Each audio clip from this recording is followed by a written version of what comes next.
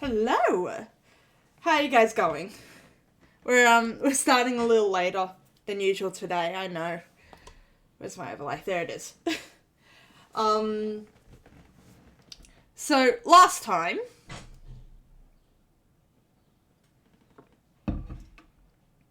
I gotta remember what happened last time. Oh right, Hifumi and Taka died. So that's a thing. And it looks like Yasuhiro is the killer because, he was found in the Robo-Justice suit. Yes, that is a thing. This entire chapter has been one big, what is it? Anime convention? Comic-Con? So we are now up to the class trial. Now, today I do want to finish the class trial. You might see me getting up very quickly every now and then, and that's usually because, well, today I'm alone with the family dog, Max, so I have to make sure that he can go outside when he wants to. Unfortunately, we don't have doggy doors, so great. Well, I'll just quickly put on the be right back soon screen whenever that happens. It really shouldn't though, considering what, class trials take 2 hours? Yeah, I think it takes like 2 to 3 hours. He should be fine, but I gotta get up and check on him anyway. So, let's just hop right into it. And making sure that everything is working again, because settings had been changed since last Sunday I played Planet Zoo. Which was fine, I wasn't in the best of moods. But today is much different. Today I'm very happy. So, let's just hop right into it. Yeah, we should be starting class trial. Because I want to get through that today. And I don't know if we will... I don't know if we'll start the next chapter, chapter 4. But, yeah, class trial today. At least that. Everyone had heard Monokuma's proclamation, and they were gathered by the red door. And as soon as we were all there, there's 2 of them? Appears. Hello! Hello, hello. He's multiplied? Wrong. Nope! Not multiplication. It just looks that way because of an illusion. I'm moving so fast it only looks like I've multiplied. Hold on. Troubleshooting! I want to... First off, I need to change my, overlay. I can barely see it, so... How's that? I know you guys can't see it, but I can. A little more down. Yeah, that's good. I'm moving so fast it only looks like I've multiplied. Can you guys tell which one is the real Monokuma? Can we just get on the elevator already? Boy. You're not playing along! Along! Stop talking. We're not here to play with you. Okay. Okay, fine. Hey. Then, if everyone's here and ready to go, please board the pain train. Elevator. I'll see you guys down there. Let's go. Ugh. The drops are being a pain in the ass today, too. I am looking forward to the trial, but not to all the trouble it brings to my own health. Because everything is slightly blurry. Please. Hold on, I'm not mentally prepared yet. What the heck? You'll never be mentally prepared. You can't run away anymore, Hero. You gotta pay for your sins. Oh, right, because we found Hero in the Robo-Justice costume. Right. What the heck? I told you already. I didn't do it, for serious. Oh, and we also had Hifumi's last words being Yasuhiro. That reminds me. Did you ever find the other costume? Or the note? Well, no, but... How unfortunate. Then it would seem we have our culprit. Hey, This isn't the place to talk about it. Save your accusations for when we get to the courtroom. That's right. She's right. Let's get down there first. Then the story can really begin. Yeah, good idea. That's right.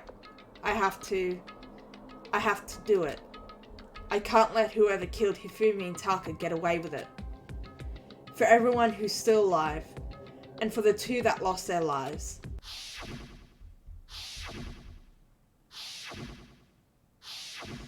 Yeah, that was a whole thing. This is gonna be fun, figuring out the order of events.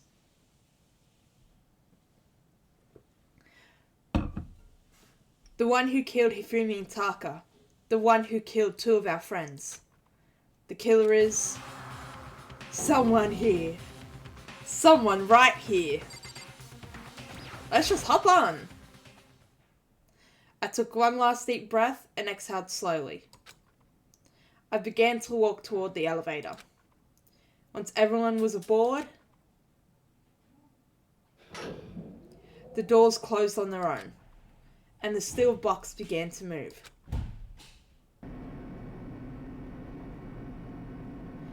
The clunking of the elevator kept us company as we fell further and further down. There was no going back. Until we settled all this, we couldn't go anywhere. Wow, it seems really empty now. I'm not sure how long it was before the elevator finally came to a stop. The elevator doors slid open, opening up onto a cruel fate. I'm hoping my voice is loud enough. I might quickly check the settings. I probably should have done this before everything began, but...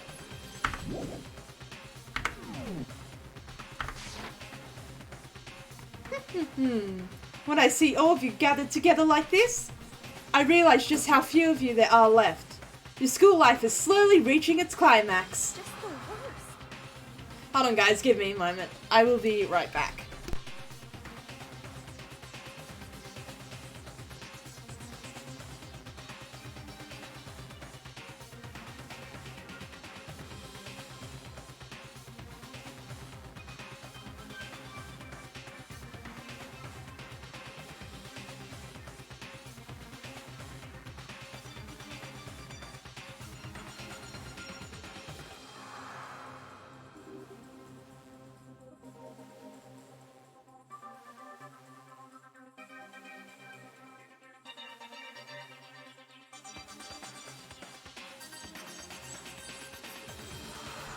Alright, we're good. Just had to make sure the door was locked. Now, the room where I'm streaming, the door's open now, so if you hear strange noise in the background, it's probably Max snoring. Only because of you. Why? Why are you making us do such cruel things to each other? What? Do you really hate me so much? But I'm so cute! Come on. Stop goofing around and begin the trial. Don't rush me! Of course I'm gonna start it. I would never be like, stay tuned for the action-packed Clash trial after this commercial break. I never hold out on you like that! Okay, let's begin! Get to your assigned seats! And so the curtain opened once again. A deadly judgment, a deadly deception, a deadly betrayal. A deadly riddle, a deadly defense, a deadly faith. A deadly class trial. Yes, I want to save my data. Thank you.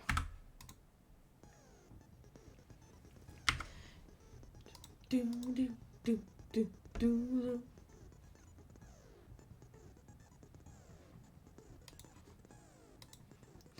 Okay, set skills. Do we have this equipped? Now we do! Cool and composed. Studies your aim a little. +2. We're gonna put in as many of these as possible that we have. Only them? Okay. I think we'll quickly go over our bullet points. Cause of death each was a blow to the head. Heart was found, used to move Kiyotaka's body. Bloodstains on a dolly. No handles. Found on one of its wheels, assuming this is the same dolly in the equipment room. Fumi, alright. When they were first found in the nurse's office, Ifumi's glasses were covered in blood. However, when they were next seen in the repository, they were completely clean. Hammers were all shaped, except this one had been recently washed. Repository door was locked. Alright, I think I know what we're doing now. I think that's just giving me a bit of a jog. Finished preparations. Let's do this! Let's begin with a basic explanation. If you can We really figure don't out, need this I'll again, punish Monokuma. everyone Thanks, this though. Now then, to begin with, We already know who did it. Don't judge the conclusions. It was Hiro. He does not have an alibi for when the murders took place, and we found him in that suit. Don't try and deny it. You killed them. I didn't. Someone knocked me out. I was asleep the whole time. I don't know anything about it. Shut your murdering mouth, murderer! Sort of Probably hypocritical. the murderer. Yeah, it's kind of hypocritical, isn't it? I am sorry to say, Hiro, but we do have evidence. Blueprints for the suit. That's not his handwriting, though. Parts we assume were used to build it. And all of it was found in your room. You have to admit, the evidence is quite compelling. Compelling, yes, but a few things don't add Points up. to you as having created the suit and wearing it while committing crime after crime. Wasn't the suit difficult to put on and take off, though? How many times do I have to tell you? I don't know. I don't know. Is Hiro really the killer, or before anything else, you have to make that clear. God, I gotta relearn all the controls again. This is what having 2 weeks off does. That's the Hiro's message. Oh, the notes, you mean the dining hall? Everything we found in your room. Okay. The blueprints, the suit parts, they are all proof enough that you are the culprit. Was it meant to be I blueprints? don't know anything about that stuff. Because the handwriting. It's not true. It's a conspiracy. Is control? Yeah, control's fast. No. Just hold on a second. I mean, looking at the blueprints, the handwriting's awfully messy. If I remember right, Hiro's handwriting is very neat. Everything we found, the blueprints, the suit parts, they are all proof. There we go. No, it's wrong.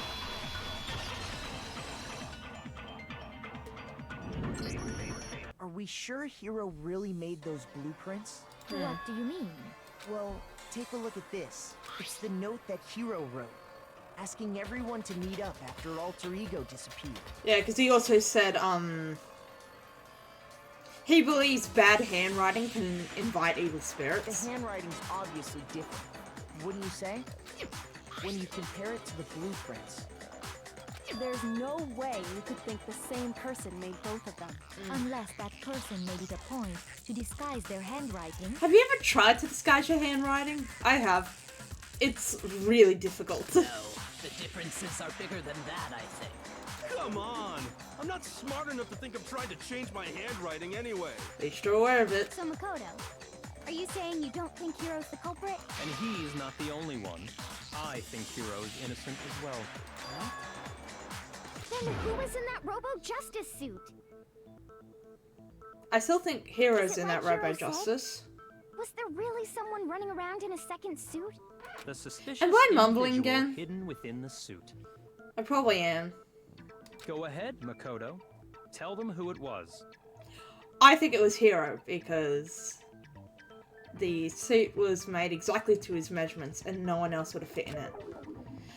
And of course, he passes it off to me. Who was in the Robo-Justice suit? The suspicious individual in question, the one that must have been in the suit, was in fact Hero. My gun! Other than Hero, I can't think of anyone else it could have been. Obviously, he was the one in that particular suit. And we never found any kind of second suit. Then there can be no doubt. Hero is the prime suspect. That doesn't make any sense. You just said Hero didn't do it. Being a prime suspect and actually being the culprit are two different things. It makes perfect sense. Hero was the suspicious individual in the suit, but he's not the culprit. Thank So you, what you're Byakuya. saying is... That's right. The culprit in this case has nothing to do with being in the Robo-Justice suit. What? Now that's a bold assumption. And what reason do you have to make such a statement? You do have a reason, yes? Of course. But before we get to that, What reason? there's something else we need to clarify first. So let's get that out of the way. Hey, stop trying to boss us around. All things have a proper order. So what is it? What needs to be clarified? We must clarify the method of transportation for Taka's lifeless body. The method of transportation was the top and the dolly. It would seem that his corpse was moved using certain particular items. And that's evidenced by bloodstains on Makoto, both. can you tell us what they were? The things that were used to move Taka's body, they must have been the blue tarp. Yep. I got it! There's still one more thing, and the dolly. Doo-doo. I got it! They were a dolly and a tarp, right? Was Taka laying on the tarp? Oh, right. Taka was laying on top in the repository, but not in the equipment room. Equipment room was in the physics lab, and repository was in the art. What's with the attitude? So, let's see if I can explain. Yeah, Taka's repository. body disappeared from the equipment room. And then we rediscovered it in the repository. And when we found it for the second time, it was wrapped in a blue tarp, right? It was the same tarp that, up until then, was stored in the equipment room. So the killer must have seen it there, and decided to use it when they moved Taka's body. That way, they wouldn't leave any bloodstains while they were moving it. Okay, that explains the tarp. And the dolly? The dolly had blood on its wheels. You can also see wheel marks in the bloodstain left in the equipment room. Same thing. I'm sure the dolly was in the equipment room when we first found Taka's body there. But when the body disappeared, so did the dolly. Later, when Taka's body reappeared in the repository, The dolly was there? Yeah. so did the dolly. Once again, I'm speaking way too soon. You think they used the dolly to move the body, am I right? But are you sure you are not mistaken? Huh? Are you absolutely positive the dolly was in the equipment room when we found Taka's body? Personally, no, I didn't pay attention to that. That dolly was made specifically for moving large objects between the repository and the art room. But it did have bloodstains and there were wheel tracks in the bloodstains, so... It would be very strange indeed to discover it had made its way to the equipment room.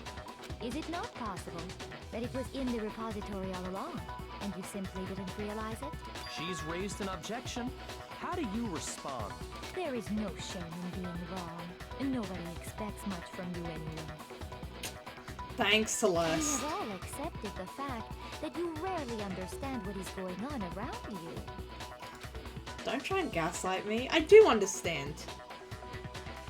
Wow, I've never had anyone sound so nice or being so mean. But maybe I can change her mind. If I can just explain to them why the dolly must have been moved from the equipment room to the repository.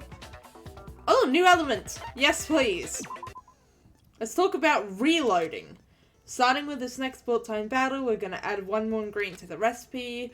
On the bottom of the screen, underneath the tempo marker, you'll see your ammo count. Oh, is this for bullet time battles? Up until now, there hasn't really been a limit on how you destroy your opponent's statements, but from now on, just locking on and pressing the left mouse button won't be enough to handle them. Now it will cost you 1 bullet to destroy a single remark. Once you run out of bullets, you can't destroy any more statements, no matter how locked on you are. However, you can reload by pressing the tab key. Fingers are already on it. Just like locking on, you'll have to press the tab key in time with the tempo marker. Basically, just remember that the tab key now has a function along with the right mouse button and left mouse button. Right, so I go right mouse, left mouse, left mouse, reload, or tab, right mouse, left mouse, right mouse, left, okay. You will automatically reload at the start of fever time and your ammo will not decrease. Oh, but if your action difficulty were not on gentle, you can ignore everything I said. Well then, good luck and have fun. Okay, let's do this.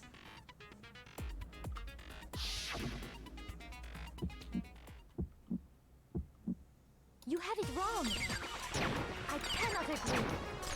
You are a fool. So pathetic. Lies will get you nowhere. The intense concentration. Away with you. You miserable wretch. Come on, just stay in time. Don't go negative, don't go negative. I cannot agree. You are a fool. Lies will get you nowhere. Do your worst, you miserable wretch. You have it wrong. I cannot agree. You are a fool. So pathetic. Lies will get you nowhere. Do your worst. Away with you. Okay. I cannot agree. This should be I got through it. That's good. I gotta start taking a drink when I'm nervous though. I have it right here. When I found the dolly in the repository, one of the wheels had a blood stain on it. One?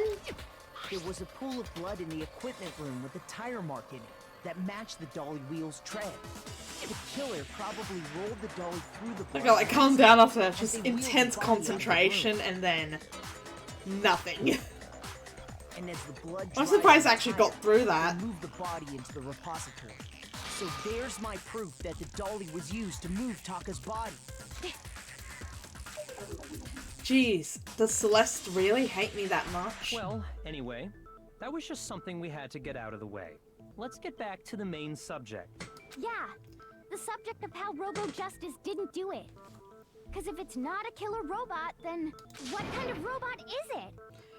It's not a robot at all. I'm not sure that really matters. I'd be Thank happy you, to Sakura. explain why the occupant of the suit couldn't possibly be the killer. If you look back on how the body was transported, it will become immediately obvious. I'm sure when they're talking about the body, they mean Taka's. So Tart, dolly, you'd have to bend. If I look at how the body was moved, it would be clear why the person in the suit couldn't have done it. What does he mean by that? They couldn't bend. Like, Hina even said it when she was in the suit.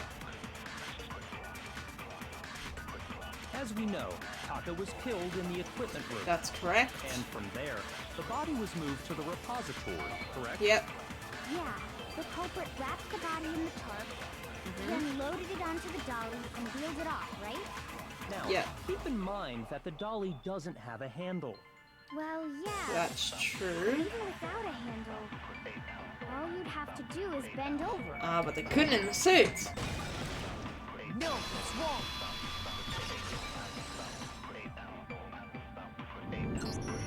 You're absolutely right that you could push a dolly without a handle if you stoop down low. But if you were wearing that suit, do you think you could actually get into a position like that? No, I'm pretty sure Hina said that when she tried on the suit. That you couldn't even bend at the waist and that was designed for. Think back to what you said when we were all checking out the suit together. Remember? I'm blind as a bat in here. Can't see my feet at all. I'm surprised she got anywhere in this thing. I'm telling you, it wasn't me. And not to mention, you totally can't bend at the waist. Seems like a pretty obvious oversight. When you're in that suit, not only can you not see your feet, but you can't even bend at the waist. Am I right about that? Now that you mention it, It seems like it'd be awfully hard to push that dolly if you couldn't bend over. And kicking it with your feet doesn't seem to work, especially since you'd have to rat tuck his body off. Body off? Body up, and then put it on the dolly. Well, what's to stop you from simply pushing the dolly with your feet? When you can't even see your feet? You really think someone could kick the dolly all that way? And without anyone noticing too? Yeah, it'd be totally impossible. Not that I can say for sure myself. On top of that, if you were wearing such a rigid, cumbersome suit, it's very unlikely you would have the dexterity to go about wrapping the body in a tarp. Well, I mean, isn't that just a matter of taking off the suit when you're ready to move the body? Then what's the point of wearing the suit in the first place? There's absolutely no chance that the costume is taken off just to move the body because you can't take it off by yourself. I don't think taking off the suit was an option. If you remember... I don't know what's up with this thing, but I can't actually get it off. A little help? Why would you make something that you can't take off by yourself? I didn't make this stupid friggin' thing. There's a clasp on the back that's keeping you from getting it off. It looks pretty sturdy. I don't think you can get it off on your own. We don't really have a choice. Let's help him. That's true. It seems impossible to put the suit on or take it off without help. Then, you really can't take it off by yourself? Hero No, wasn't just he making it up? wasn't. Of course I wasn't making it up. Doesn't look smart He enough. could have gotten it off by himself. I don't think he would have let us see him wearing it. Showing up in the suit was basically an invitation for everyone to suspect it. Yeah, that's right. So, it's really, really true that Robo Justice couldn't have moved the dolly? To be clear, whoever did move the body, it couldn't Can we, have been like, Hero move in the on, robot please? Suit, correct? You know, I feel like probably the class trials are... It's interesting, but at the same time it's quite boring for streaming. No, wait. Just a second, if you please. Have you forgotten about the picture that I took? Okay. You all got a good look at it, did you not? The image of Hifumi being dragged away by Robo Justice? If whoever was in that suit is not the culprit, how do you explain that? Accomplice? Besides, do you remember what the now deceased Hifumi said? How did you get hurt? That guy hit me. What guy? Robo Justice. That's why I decided to call him. Just now. So long as those facts exist, the proper conclusion is beyond question. Didn't the blueprints have Robo Justice on them? It made me suspicious. The individual inside the suit and the culprit are one and the same.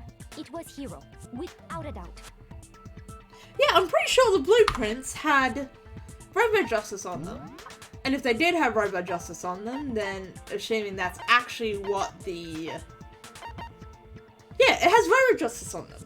So then how did Hifumi just randomly decide that Robo Justice was this person's name?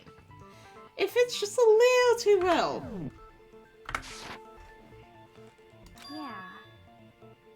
Yeah, that's gotta be right. Hold on a second. It's still far too early to reach that conclusion. Besides, there's no hurry to decide who did it. Before we rush to a verdict, shouldn't we explore every single possibility? Instead of seizing on one viewpoint, the truth is uncovered by analyzing things from every angle. Perhaps, but where do we go from here? What were we just talking about? How... No. How the person in the suit had to be the culprit. This is what Celeste was saying, because she's got a picture of them dragging Hifumi away. And Hifumi also said that Robo Justice is the one who attacked him.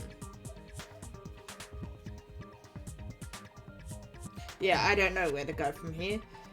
But still, the Robo Justice, Hifumi calling him Robo Justice and having Robo Justice on the blueprints is suspicious. Let's review this series of unfortunate events from the beginning. Maybe we'll uncover something new. You mean my new exercise regime? What a pain in the ass! I don't disagree, but our lives are on the line. If this is what it takes, we have to do it. Plus, maybe we'll get to find out where the heck Kyoko was when everything went down. All right then, let's take another look back at what happened. I suppose we could start with this morning. Dining room? 4 of us gathered together in the dining hall. Makoto, Hina, Kyoko, and myself. We waited there for quite a while, but nobody else showed up, so we went to look for everyone. It was an hour if I remember correctly. That was around 8 a.m. Yeah, it would have been about an hour. As soon as we split up, Kyoko went missing. Soon after that, Hina found Celeste in the rec room and quickly came to get Makoto and me. Hey, Spider Boy, thanks for the follow. It seems I was unconscious for about an hour after I was attacked by my mystery assailant. If you're lurking, thanks for the like. And if you're not lurking, hey, how are you? I know it was an hour because I remember being attacked a little after 7. Okay.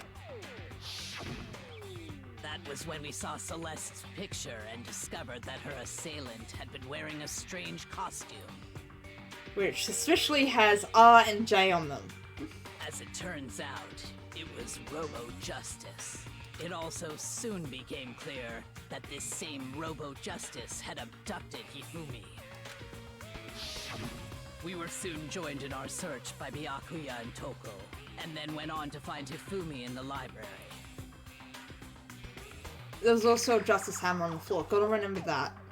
They were a series of Justice Hammers, each numbered. Celeste was attacked by 1. He was injured, so we took him to the nurse's office and resumed our search for the suspect. And Hifumi was attacked by 2, I believe. But not long after leaving the nurse's office. What's wrong? I saw a shadow. Something moving around at the top of the stairs. When Celeste told us that, we decided to split up and search the 2nd floor. And soon after that, I saw someone moving around on the 3rd floor, and I yelled Yep. out to everyone as soon as I did. Celeste, what's wrong? That was rather intense scream for someone like you. I saw him, the strange costumed man. He ran off as soon as I screamed. I was blocking the stairs, so he headed further down into the hallway and disappeared. and then Hifumi screamed. What was that? That came from downstairs. It must have been Hifumi. He's in the nurse's office. This is bad. Come on, we have to go back. at that point we decided to divide up into 2 groups. Celeste, Hina, and I went back to the nurse's office, while Sakura, Byakuya, and Toko chased after the suspect. Right, so I split up into 2 groups at that time. Kyoko's still missing, so is Hiro. When we got back to the nurse's office, we found Hifumi, dead. And I'm pretty sure he was attacked with Justice Hammer number 3. And that's when we heard the body discovery announcement. I left Celeste and Hina there and headed back to the 3rd floor to let the others know what had happened. Okay, what was going on while you guys were down there? Meanwhile, we had just discovered Taka's body in the equipment room. We must have found both bodies at almost exactly the same time. I think he was attacked with Justice Hammer 4? I think so. Because we heard the same announcement not long after we discovered his body. And that's when I told you guys about Hifumi. So, 2 bodies discovered roughly at the same time, 1 body announcement. Now, body announcement can only happen when 3 people discover a body. This excludes the killer, I believe. Then the three of us headed for the nurse's office. But right after we left the physics lab, we ran into Celeste, who'd arrived after us. And she told us something very surprising. Right, because Hina and Celeste stayed behind because Hina wasn't feeling well.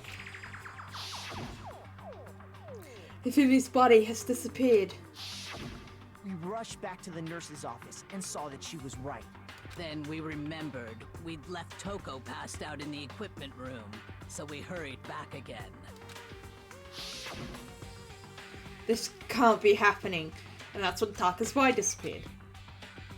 Are we hallucinating all this or something? But when we got there, we discovered that now Taka's body had also gone missing.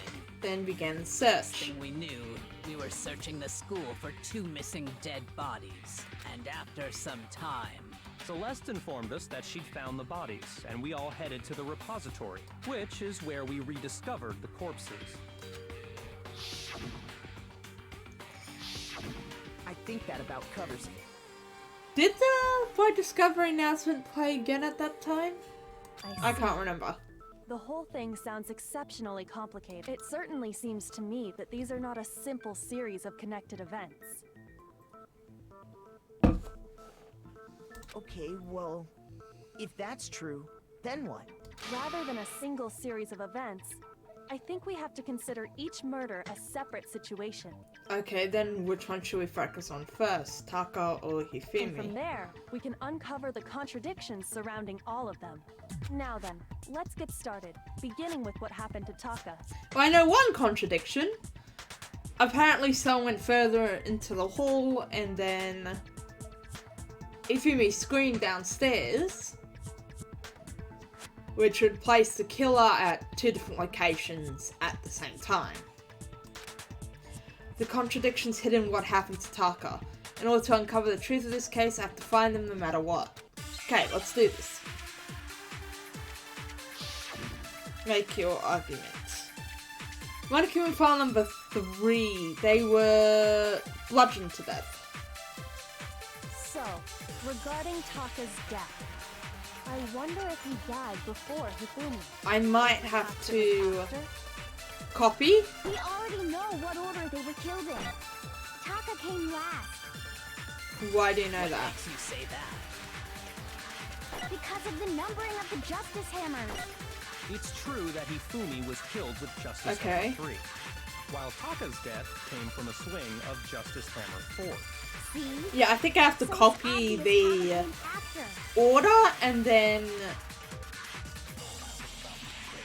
hit the... So, regarding Taka's death, I wonder if he What died is it? before Hifumi, or perhaps it was after. Hit the We Justice already Hammer. know what order Okay, they were copy. killed in. Taka came last What makes you say that? because of the numbering of the Justice Hammers. Will that work? Yes. No, it's wrong.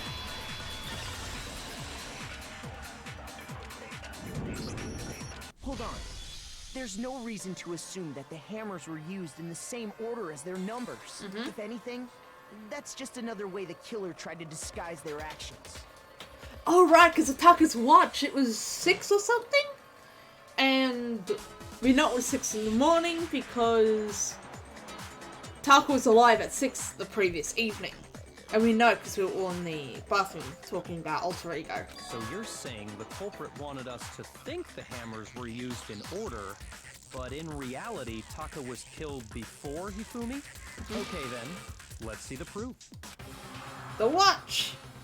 Evidence that proves Taka was killed before Hifumi. There's something that relates to what time he must have died. Oh great, now I've got to remember how to do Hangman's Gambit. Oh, wristwatch.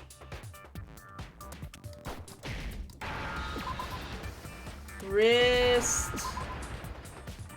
W, I need a W. Okay, that doesn't work. There we go. Watch. C. H. There we go.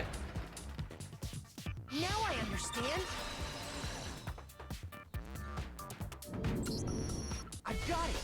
Taka's wristwatch. See? Look! It broke with the hands pointing just past 6 o'clock. It must have gotten broken when he was attacked by the killer. Because as of last night... Hey, you! How long were you gonna keep us waiting? Taka's irritated voice pierced the air as he stared pointedly at his wristwatch. It's almost 10 o'clock, you know that? Bedtime for all the little boys and girls.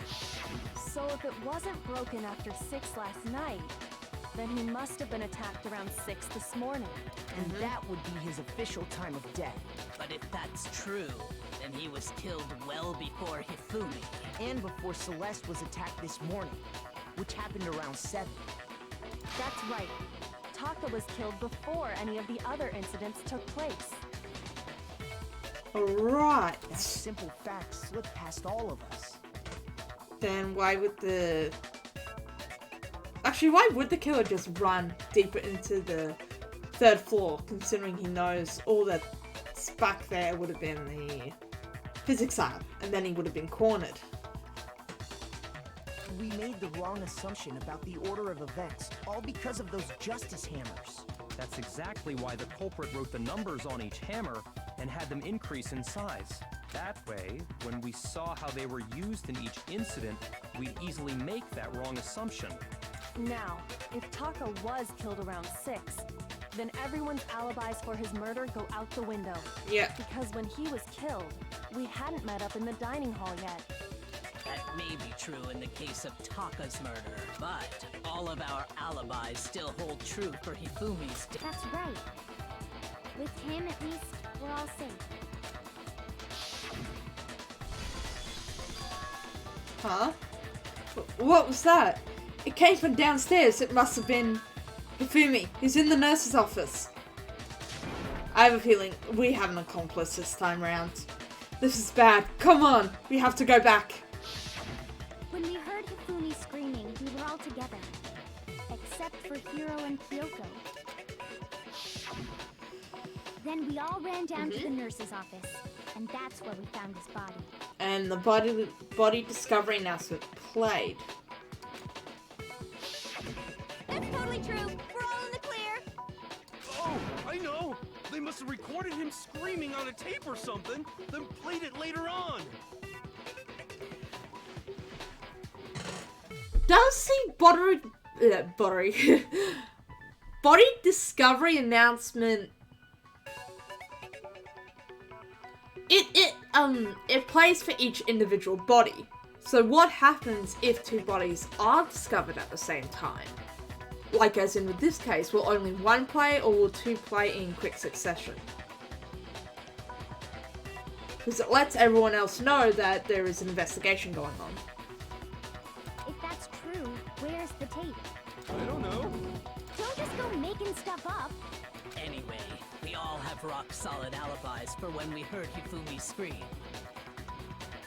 Since all of us were there together, clearly none of us could have killed him. And it does not stop there. There was also the moment when we discovered his body had disappeared. When his body vanished from the nurse's office, Hina and I were in the bathroom together, while everyone else was in the equipment room, correct? And then there's the I believe so. disappearance of Taka's body from the equipment room. At that time, we were all gathered together in the nurse's office because of Hifumi going missing.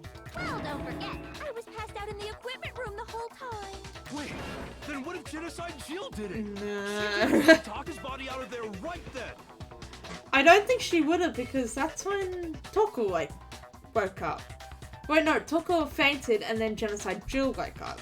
Even if she could pull that off, there's no way she could have done the same with Hifumi's body. That's true. Because, as we just established, she was passed out in the equipment room when his body disappeared. I think we need to re-separate these 2 cases. Besides, I didn't do either of them anyway.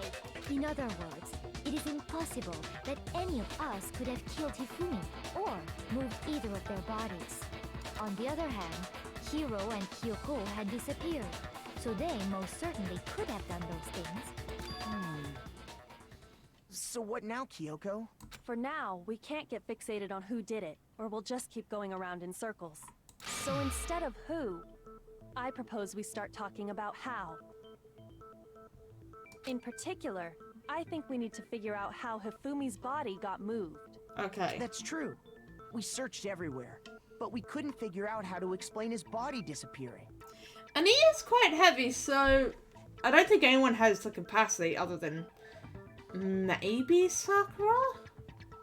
Even then, that's still going to be very difficult. Because you're talking about dead weight here. It's not like he's alive trying to balancing himself out when he carries someone. He's literally just dead weight. And according to what Celeste said, We could not have been gone for more than a minute or two, though. So then, the killer was able to get in and move Hifumi's body in that short amount of time? It would seem so. his body apparently disappeared in the 1 minute her and Hina took their eyes off of it. But to carry that much weight from the first floor up to the third in that short amount of time? Oh man, yeah! There's no way! It'd be impossible! Well, what if I told you there was a way to make the impossible possible? Please, tell us, enlighten us. If the dead body were to move itself. As in, it wasn't a dead body? I guess that answers my question of what happens if two bodies are discovered at the same time. Because, I mean, I would assume that two different discovery announcements would play. I'm pretty sure we heard a discovery announcement as soon as Hifumi died in the repository. Yeah, because he also woke up and spoke. If he woke up and spoke, he's not considered dead at that point. He's just unconscious. The dead body moved on its own? Yeah, why is everyone forgetting that Hifumi literally woke up in the repository and said Yasuhiro's name? If he can wake up and say someone's name, he ain't dead. Which means the discovery announcement was for Taka, not for Hifumi. No! Not another... ghost! I don't think it has anything to do with the occult. I think what she's implying is, we thought Hifumi was dead, but perhaps in reality he was still alive. I don't know why I completely overlooked the fact that he bloody woke up. He was alive? You literally cradled him in your arms as he spoke his final words. Are you saying Hifumi wasn't carried out of the nurse's office, but simply walked out on his own? Maybe he've had a concussion, but yes. But I mean, we found his body. He was dead. Perhaps he was simply playing dead. Aha, see the accomplice? It isn't possible. The idea that Hifumi was still alive, is it really possible? He definitely was alive. I'm like kicking myself for not realizing that there's no way he could have been dead and then wake up to say Yasuhiro's name. Are you saying that when we first found Hifumi in the nurse's office, But it's such an obvious there's thing. a chance he was actually still alive? No, it is impossible. Hifumi was dead, without a doubt. And you know that how? Surely you heard the body discovery announcement. That was for along with the Taka's rest of body. us. Hifumi's dead body had been found. And that is why the announcement was made. Yeah, Are I have you no really idea so what to sure do. about that? Maybe the announcement was intended to signal someone else's discovery. Yeah, I'm gonna do the someone else's discovery. Almost exactly the same time. Are you saying that when we first found him, there's a chance he was actually... No, Hifumi was dead, and you know that. Surely you heard the body with Hifumi's dead body had been found. Yes, there we go. Sometimes you just have to wait. Was the body discovery announcement that was made really intended for Hifumi? Of course it was. The announcement played right after we discovered his body. But Taka was also found at the same time. But that was also the same time that Taka's body was found. That's right. It wasn't long after finding his body that we heard the announcement. I am gonna take a quick break after we, let's say in about, what time is it now? 5-10 minutes, I'll take a break. So there's a good chance we've made a mistake in there somewhere. Or until after we figure out,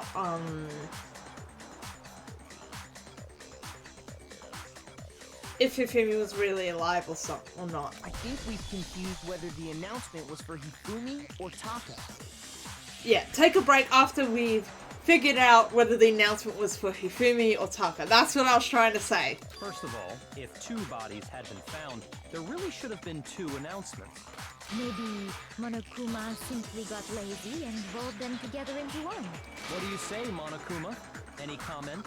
Well, it's a very sensitive issue, so I can't go into too much detail. Okay. What I can say about the body discovery announcement is that it's only broadcast when 3 or more people find a dead body for the first time. So I'm gonna say that, yeah, it was definitely for Taka. That didn't answer our question, man. We're asking if you're a lazy bum. No, actually, that was plenty. Huh? He said it's only broadcast when a body is discovered for the first time. Which means, even if we find the same body again later, he won't make the announcement again. If that's true, then why was the announcement made again later on? Because Hifumi woke up and then died. Huh? Later on? Exactly. We heard the body discovery announcement twice. The second body discovery announcement. The first time played was when we found each body in the nurse's office and the equipment room. And the second time was when... just after Hifumi came back to life. No? Shoot! Really? First time played was when we found each body in the nurse's office and the equipment room. When both bodies were rediscovered? I got it! Yes! We heard it a second time in the repository, when we rediscovered the 2 bodies. Ding dong, ding dong. A body has been discovered. After a certain amount of time, which you may use however you like, the class trial will begin. It didn't seem weird at the time, but it contradicts what Monokuma just told us, doesn't it? Exactly. If we were actually rediscovering both bodies, the announcement shouldn't have played.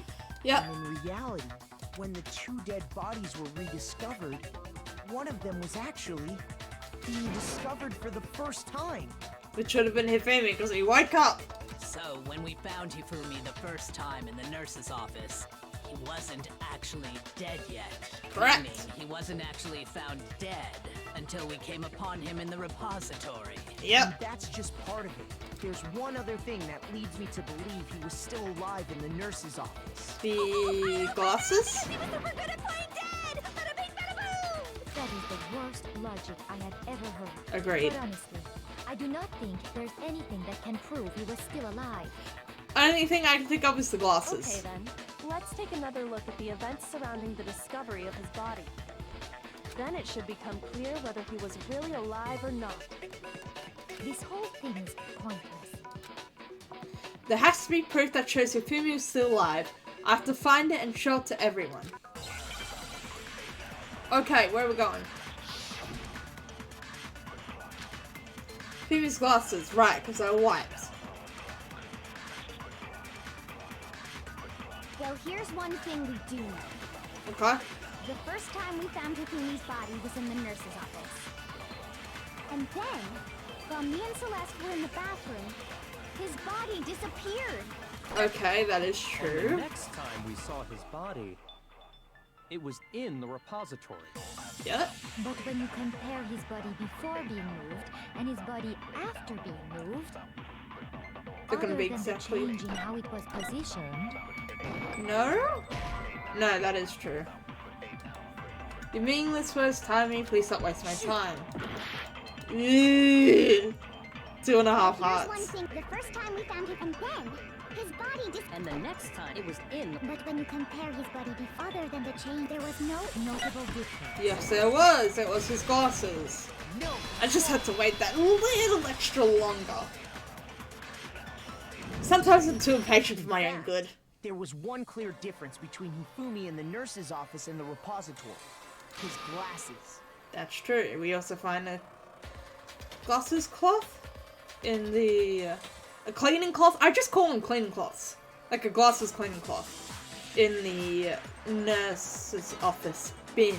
That fact alone proves that he was only playing dead in the beginning.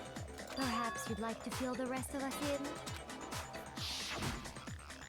When we found Hifumi in the nurse's office, his glasses were covered with blood. But when we found him again later in the repository, they were spotless. Yeah.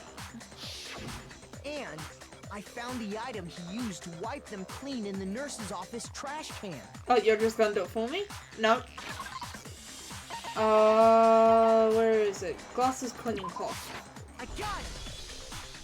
It was a glasses cleaning cloth featuring a certain cartoon mascot. One look at the bloodstain on the cloth should make things clear. This piece of cloth was used to wipe Hifumi's glasses clean. But then where did the blood And come the from? mascot on the cloth is the same one that's on the digital camera, right? And whose digital camera was it? Hifumi's, of course. The character was Princess Piggles from Demon Angel Pretty Pudgy Princess, I think. You remember that? The name? Oh, I knew it was Pretty Pudgy Princess. I highly doubt anyone but Hifumi would have brought something like this to school. I see your point. And the only people here who wear glasses are... I wouldn't be caught dead using a tacky piece of garbage like that. Yeah. A few tissues is all I need to keep my glasses clean. Ugh. Why would you use tissues? Don't they just scratch up your glasses? Then there's no question. It belongs to I literally Hifumi. just use whatever shirt or dress I'm wearing. And if that doesn't work, then the cleaning cloth. So what you're saying is... What exactly? What I'm saying is, the blood on his glasses was wiped away using his own glasses cleaning cloth. Even if that is true, it does not mean he wiped the blood off himself. Why would you need to wipe the blood off a dead body? But who would benefit from a clean pair of glasses other than the glasses owner? That's a good point. And it must have been him, right? So let's assume that Hifumi was still alive in the nurse's office. Right, this is where I am going to take the break. Not that one, that one. Very quickly save. Yes. So I am very quickly going to take a break because I need to put in drops again, and yeah, that's really all I need to do. So I will be back in, say, 5, maybe 10 minutes. Until then, enjoy the Danganronpa OST. See you later.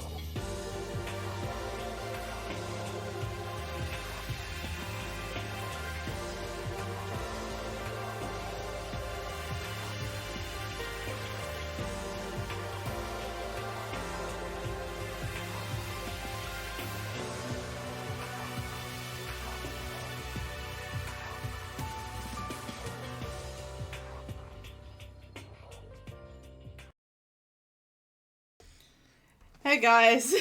Sorry, that break took a lot longer than I thought it did. Oh, look at my avatar. It's just floating there.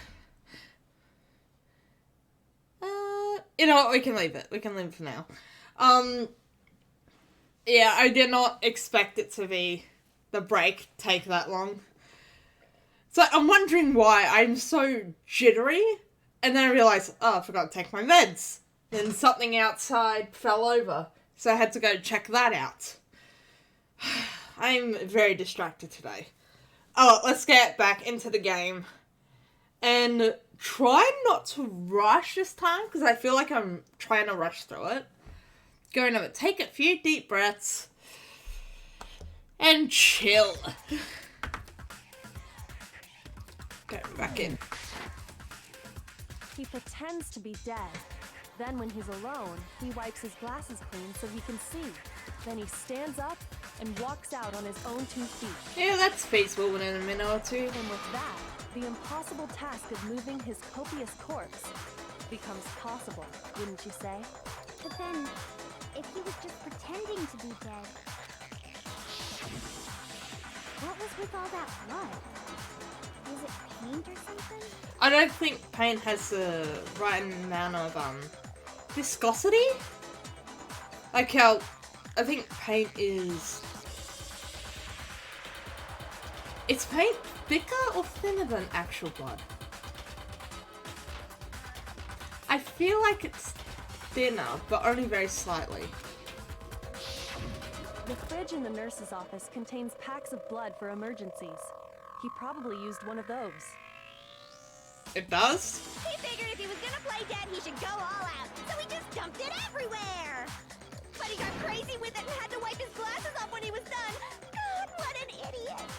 And if Hifumi was still alive at that point, the disappearance of Taka's body is easily explained.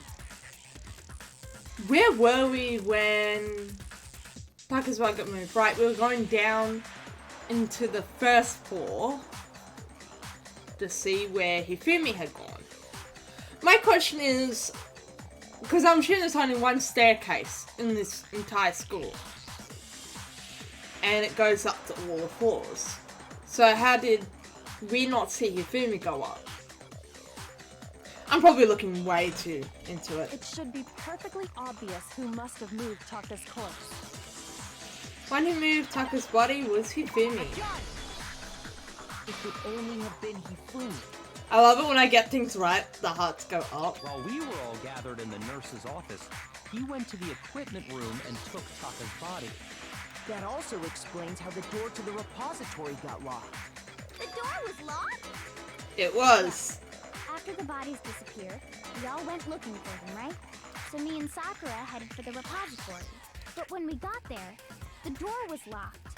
And if I remember correctly, it can only be locked from And the inside. repository door can only be locked from the inside. Which means when Hina and Sakura got to the repository, someone was already inside. And it could only have been Hifumi, who just finished stashing Taka's body there. Okay. He convinced us all he was dead, and when he saw his chance, he dragged Taka's body to the repository. So Hifumi is the accomplice. So, Hifumi wasn't just another victim in this case. He was one of the assailants. But that means he took part in the murders. Yes. I just can't believe it. What was the motive this time? Was it... I think it was the money. If you're having trouble, would you like me to show you one Yeah, more piece of because the evidence? first time was what was going on the outside with family and friends. Second one was a big secret. Third one is money. I wonder what the fourth one will be. Look at me, I'm already thinking ahead. There's more? Oh, absolutely.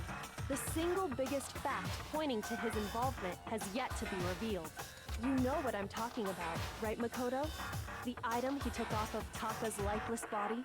Oh, the note! Right, Taka was holding onto a piece of paper.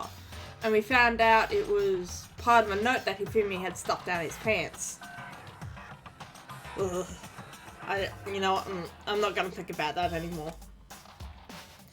thing that Hifumi stole from Taka. Where is it? Access account. The note Hifumi had. I got it! You're talking about the note Hifumi had hidden away, aren't you? Yep. Hidden note? That's right. We found it stuffed in his pants. We? Kyoko found it. What? In his pants? Yes, his pants. Okay, well, forget about the pants for now. Take a look at what the note says. I found a hole maybe we can use to escape. Monokuma can't find out, so don't tell anyone else for now. Let's meet in the equipment room at 6 a.m. Ah, that's the note I was telling you about. The one that told me where to go. Huh?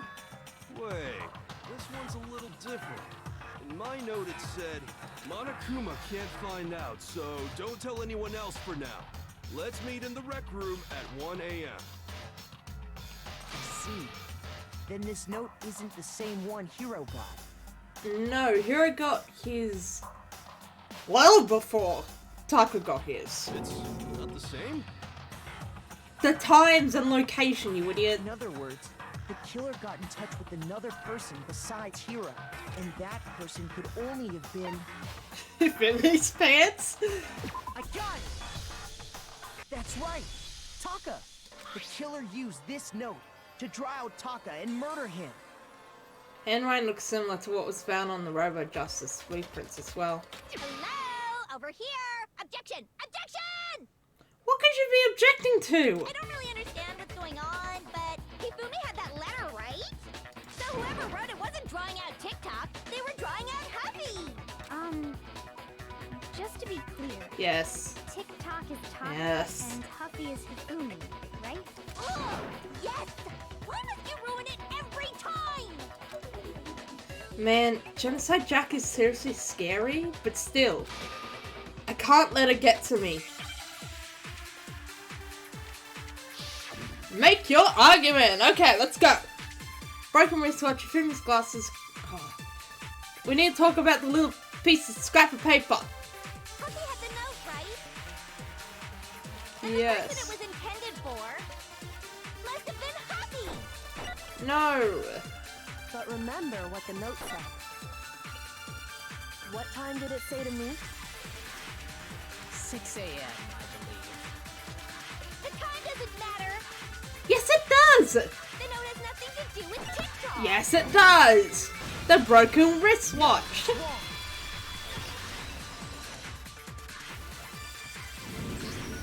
No, there absolutely is a connection. What the hell are you talking about?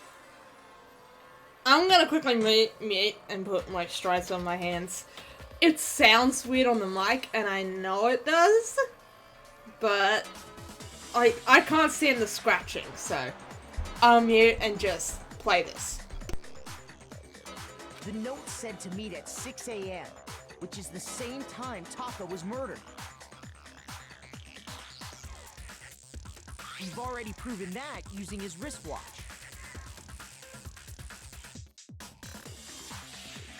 But there's more. Look where the note says to meet. The equipment room, right? Which is where Taka was killed. I see.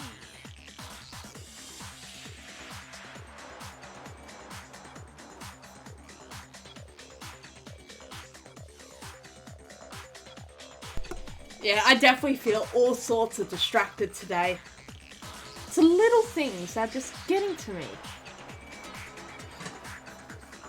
So, Taka was murdered at both the time and place, written in the note. Yep. I think that should be plenty to show that this note was definitely meant for Taka. Also gotta take into account the little piece of paper that he clutched onto. Well, when you put it like that... No further objections! Then someone used that note to trick Taka. Just the same as me. Yeah. The culprit really is a cold-blooded monster. Telling people they found a way out. But if they gave the note to Taka, what was Hifumi doing with it? He took it from Taka. Pants, no less! Most likely, Hifumi stole it off Taka's corpse after he died. He stole it? But if it was 6 a.m., why couldn't you have just thrown it in the trash room? I mean, assuming Hifumi was still the person on trash duty, could have easily burned it. Oh, wait, but then if it was 6 a.m. Yeah, if it was 6 a.m., he could have easily gone to the trash room, again, assuming he is the person on trash duty, and just incinerated the note. No evidence then. Unless, of course, the morning announcement rang, and then everyone would have met up in the dining hall. Where's your proof? Go ahead, show us. Proof that Hifumi stole a note from Taka. Where is the Kiyotaka's scrap of paper? I got it! When I searched Taka's body, I saw that his lifeless hand was gripping a small scrap of paper. And we got all 5 hearts again, yay! If I'm right about this, the sheet of paper this piece came from is... I knew it! It fits perfectly with the note we found hidden on Hifumi. Yeah, I undid the mic. Then Taka's scrap and Hifumi's note. I had to like say that I undid it out loud, otherwise I will not believe myself. Yup, they're from the same piece of paper. Hifumi had the note meant for Taka, while Taka's corpse still grasped a small piece of that note.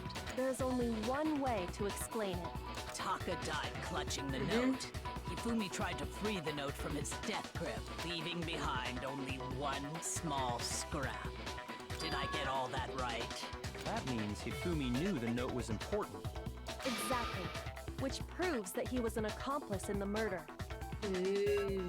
Whoa. Yeah. After seeing all this, Hifumi was super involved in this whole thing for sure. In fact, he was behind the whole thing. In fact, he's still alive! No, he's not. We know he died. Sorry, no. When we found him in the repository, Hifumi was truly and completely dead. The second body discovery announcement proves that. Look at Byakuya out there, just standing all nonchalant. So then, who killed Hifumi? Whoever did is the mastermind, the true killer. He was killed in the repository. So he must have been killed not long after transporting Taka's body. And the repository was locked, which means he must have been in there with the killer. So, he must have been killed after Taka's body vanished, but before we found both bodies in the repository. During that time, we'd all split up and were searching for Taka's missing body. In other words, during that time, none of us have alibis. Yep. Wait, but me and Sakura were together. Stop trying to steal the spotlight, you stupid walrus! Who are you calling a walrus? Anyway, when they were killed bothers me too. But there's something that's been bothering me even more. Okay, what is And it? what might that be? The weapon they used to kill Hifumi. The weapon? Yeah, because I mean, according to the Monokuma file, the way Taka and Hifumi were killed was almost the same, with them having similar fractures and all. We know it was blunt force trauma. But Justice Hammer 3 and 4 were still laying around in the nurse's office and equipment room, right? So if Hifumi was killed in the repository, the culprit would have had to grab one of the hammers, kill Hifumi, then put the hammer back where they found it. Oh, we found a recently washed hammer. Is that what was used? But wouldn't that be seriously risky for him? I'm surprised. It seems there's some semblance of a brain knocking around that skull of yours after all. Hell yeah, it's packed in there good and tight. He's right, though. I don't understand it either. The Monokuma file makes it clear that they were killed using similar instruments. Yep. But if the hammers were already laying around those other rooms... But there were a lot of other hammers So there. the question is, how could the culprit have gotten their hands on either of the hammers? Personally, I haven't a clue. So which hammer was used to attack Celeste? Number 1 or number 2? Those were accounted for in other rooms too. And I don't think either one is big enough to No. kill someone. Then, There's an unaccounted Justice Hammer number 5? Is it not possible they used a different weapon? I don't think it is possible. They were both killed with the same kind of thing, right? So then, what was used to kill Hifumi? A weapon that was actually used to kill Hifumi. The whole picture surrounding this case won't become clear until we figure that out. Somehow I have to find the truth.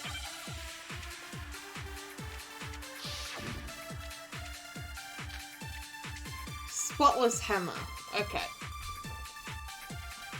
I love when they give me like just one What bullet. was used to kill Hifumi? Was it Justice? Because then I don't really have to think about that. Maybe Justice Hammer 4. well, whatever it was, there's one thing we have to figure out. How was the culprit able to move around so freely with the weapon? How did nobody witness them carrying it?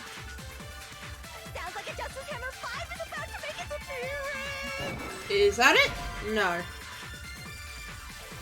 I gotta wait more. Maybe I should go around the entire What was used to kill conversation. There's one. How was the culprit? How did nobody? Sounds like a Justice Hammer 5! Check out murdergear.com/hammertech for more info! Well, one thing seems pretty clear. The murder weapon had to be one of the Justice Hammers. No. No. No, that's wrong.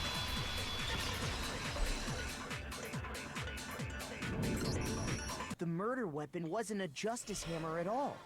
No, it was something completely different. I feel like I'm off my game today. Like, I'm just so distracted. I'm not focusing on streaming as I am more focusing on actually playing the game. But, seriously? A different weapon? But I do want to finish this game on stream. Specifically, a hammer from the repository. The killer could have easily used that to kill Hifumi. Simply because I don't like leaving stuff unfinished. Like, if I don't enjoy the game, I will leave it unfinished, but for Danganronpa, hell no. Now, all the hammers in the repository were covered in flecks of grit and debris. And for some reason, one of them had been scrubbed clean. Huh? And the reason it had been scrubbed clean was most likely because it was used to commit murder. Is there a sink in the repository? I can't remember. If the hammer got covered in Hifumi's blood, of course they'd have to clean it off. I'd also like to point out that the repository has all kinds of hammers. Big ones, small ones, Yep. and even some flat mallet-like ones. I think whoever made the Justice Hammers used those as a basis for their design. Yep. Checks out. That's true. That would explain the Monokuma file's note about the wounds being similar. So Hifumi moved Taka's body to the repository, where someone then used a hammer to kill him. Whoever did that is the true killer. The one Hifumi was working with. And the one who betrayed him. Hold on a moment. I still think it's strange to assume someone was working together with him. Ooh, why is The way it the strange? graduation rule works, there is no benefit to helping someone else carry out a murder. So the idea that anyone would work together like that is simply ludicrous. We talked about this, did we not? We did talk about how there wouldn't be any reason for anyone to work together. At least that's what we thought at first, but... Yeah, God damn it, I dropped my fidget toy. Got it! Spotless hammer. Based on the rules that have been laid out for us, even if more than one person So I'll have to is copy complicit in the something murder, here. only the one who actually carried out the act can graduate and survive. Yep. Assuming the rule holds true, it is simply impossible that two people work together on this. It's not impossible. That is how the rule was explained to us. But that only really applies if there's one murder, right? In this case, however, there were two murders.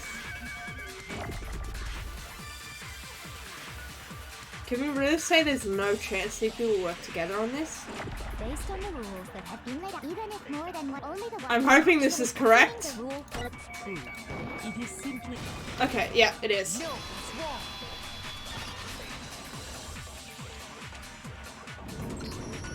since there were 2 murders, it's at least plausible that more than one person was involved.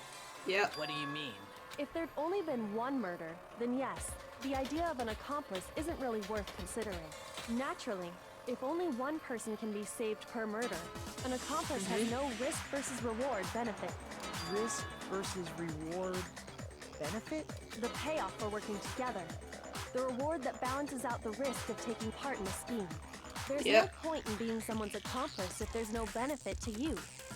Good point. However, if there were some potential mutual reward for the risk, then cooperation becomes possible. Now the question becomes, what is that mutual reward for the risk? You're saying that 2 people could act as each other's accomplices to commit 2 separate murders. I think that's what the true killer told Hifumi. They would each have an accomplice for their crime. And based on the case's events, Hifumi would have been the first one to act, murdering Taka. Okay. They made him carry out the first murder so he couldn't back out of helping them later on. So in this case, there wasn't one single person committing multiple murders. Instead, each person killed someone, creating 2 separate incidents. Right, so the first murder, if we go down this line of thought, the first murder was Hifumi killed Taka. And then the second murder is the other killer killed Hifumi. Meaning there's still only one blackened, one person we have to figure out who killed. We actually have to figure out who killed Hifumi. And it only looked like one person because that's how the true killer designed it to look. A single suspicious individual, a similar weapon used in each crime, disappearing bodies. But what would have been Hifumi's reward is what I'm thinking. By creating one seamless set of circumstances, they made it look like one person was behind it all. The mastermind picked their target and managed to convince him to go along with their plan. And then to avoid the no accomplices rule, they simply killed their accomplice. Which, if true, means that betraying Hifumi was part of the plan from the very beginning. That's just awful. How could anyone be so cruel? You think so? I can't help but admire its cunning. Still, their choice of accomplice seems odd. Yeah, it is quite odd.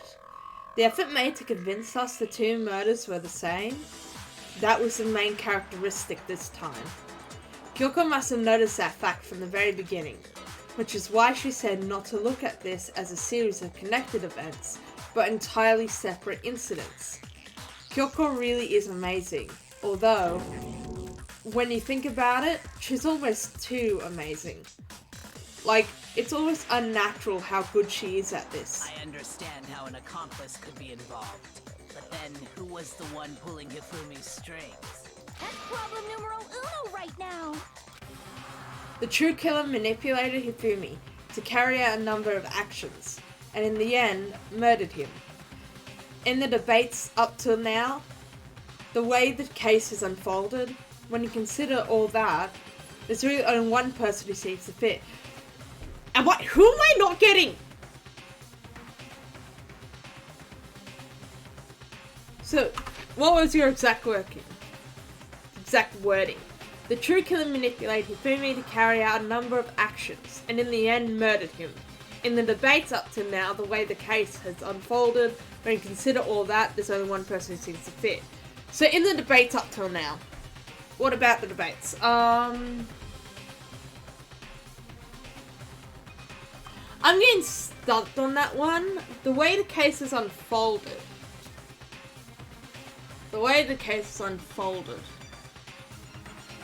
The series of events.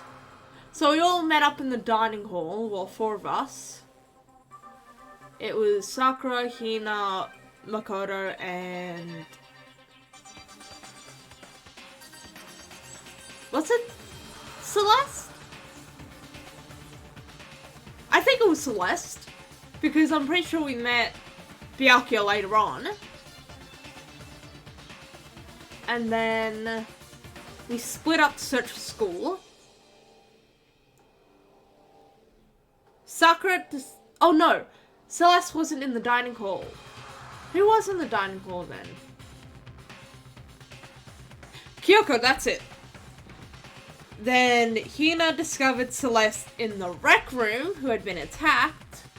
She talked about a strange costumed man. Hina left to go gather everyone else. Kyoko disappeared at this time and said we found Byakuya. And then we found Hifumi in the library.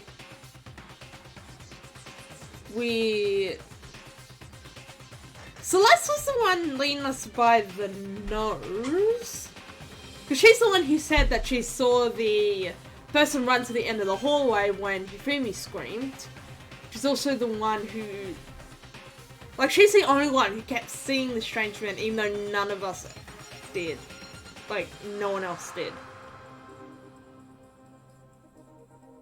I mean, that's the only thing I can think of.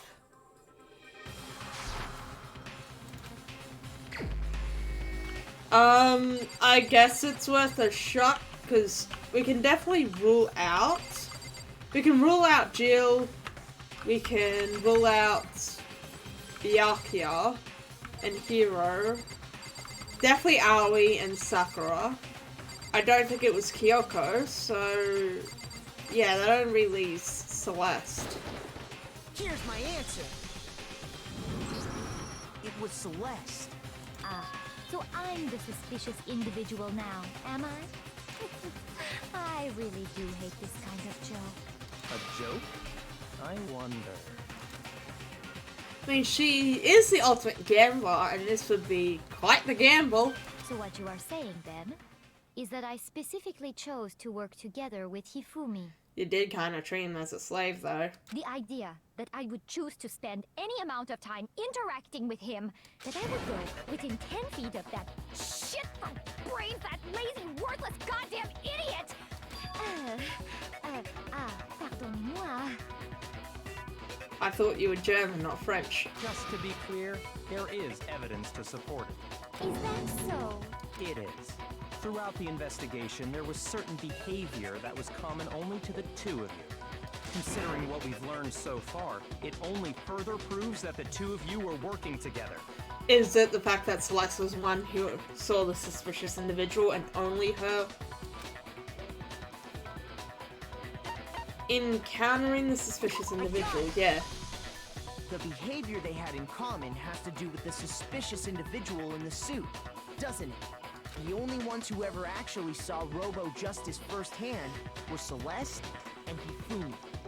I'm surprised the fact that Hifumi physically said that he called them Robo-Justice, and Robo-Justice was written on a sheet of paper, hasn't come up at all. Because that would be a major red flag for me. Because that seems a little too left field of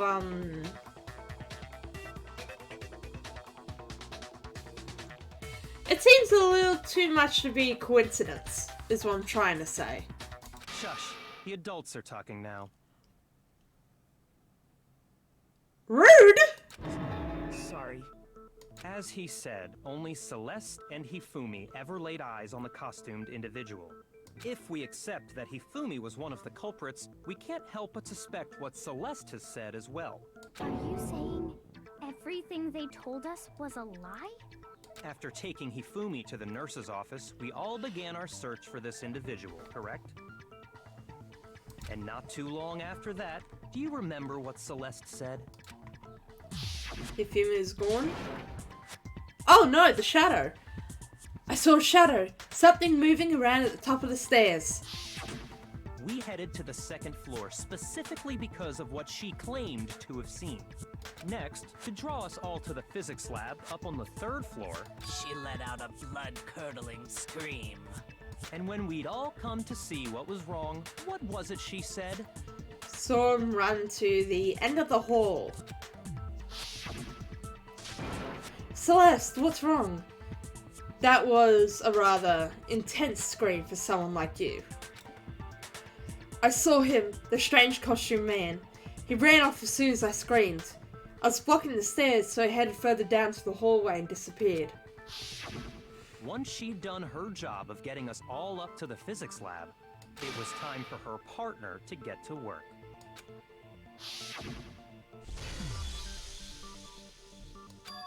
Huh? What was that? It came from downstairs. It must have been... Hifumi, he's in the nurse's office. This is bad. Come on, we have to go back. It was to get us to divide into 2 groups. So that we would discover both bodies at the same time? Again, quite a big risk there, because what if even one of us was slow? In fact, Celeste was precisely the one who proposed that we split up. Then why don't we split into 2 groups? I feel like we've seen the same flashback sequence like 100 times already.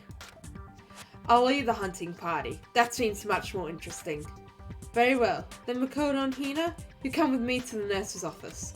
I will lead the capture of the suspicious individual to Toko, Byakuya, and Sakura. Well, if Celeste and Hifumi were working together, all those chance events suddenly become connected. And on top of that, that piercing cry of yours early on.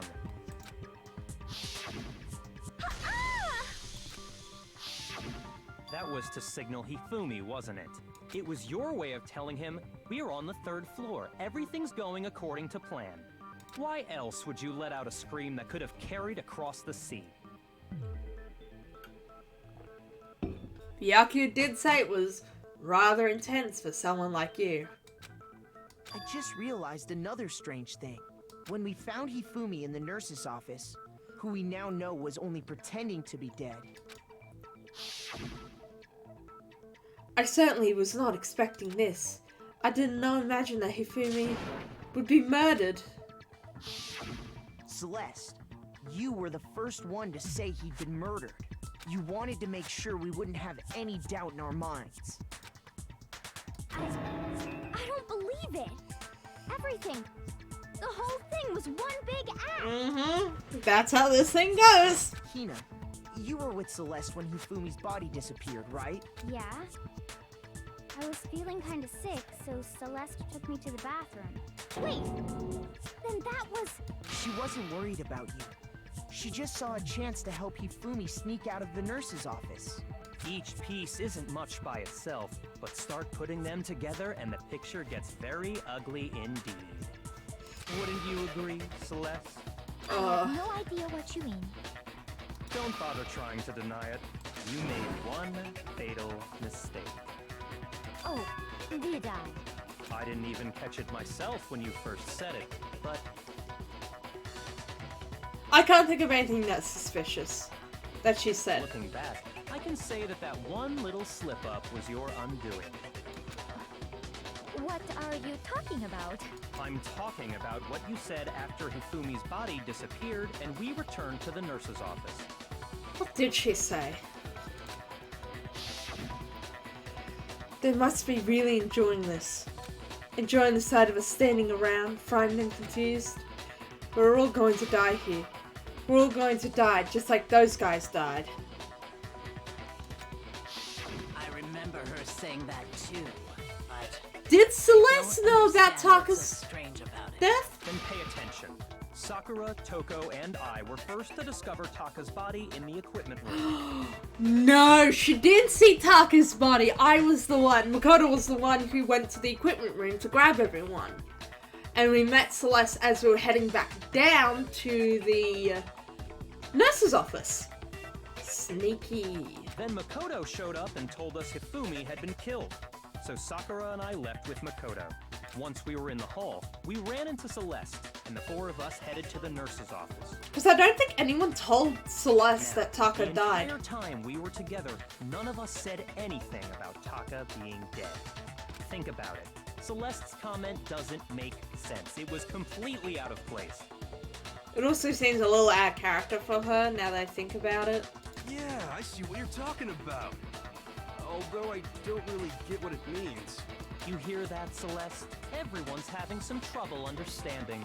Could you repeat what you said? If you're really not the culprit, you shouldn't have any problem repeating it, right?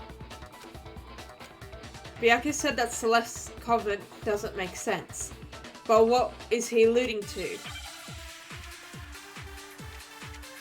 it's those guys. We didn't know that they had died at the time that Taka had died, well, Celeste didn't know. And yet she referred to guys as if plural. They must really be enjoying this. Enjoying the sight of us standing around, frightened and confused. They must be positively elated. I'm guessing I'll have to We are copy going to something. die here. We are going to die, just like those guys died. And that is all I said. And that's all it takes to finish this. It's obvious, isn't it? What was so strange about Celeste's comment? No, I didn't mean to fast forward. All I said, they must really be enjoying this. Enjoying No. the sight of us. They must be. We are going to die. And that is. And that's all it takes. What was so strange about Celeste's comment? Okay, let's go through this again. I'm not confident in the so strange comment, but it's all I can think of at this point. Enjoying the sight of us. They must be. We are going to die. Just like those. Yes! No, it's wrong.